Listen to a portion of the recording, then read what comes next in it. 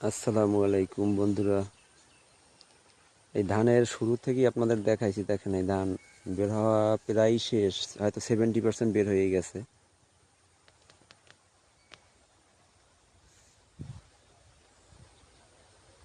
একদম রোপণের শুরু থেকে আপনাদের দেখাইছি।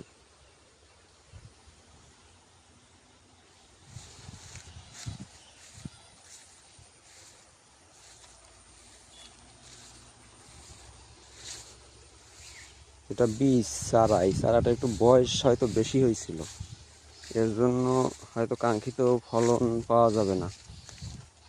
বয়সটা ঠিক মতো হইলে আরও সুন্দর ফলন আসতো বা আরও ধানও বেশি আসতো, বেশি হইতো।